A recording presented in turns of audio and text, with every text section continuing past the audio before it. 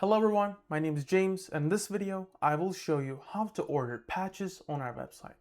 First, you're going to want to hover over the patches menu and choose your desired patch type. For this example, I'll go ahead with the embroidered patches. Once the page loads, you can click the orange button to choose a file or drag your file there. And once your file uploads, you can choose your desired quantity here and your size here.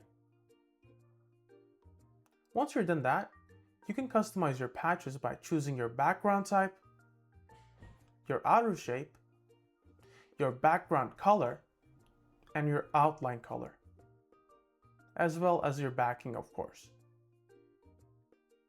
Once you're done customizing your patch, you can make your order a rush order, meaning that we will prioritize your order. And once you're done that, you can add additional instructions about your design. Afterwards, you can click the Add to Cart button,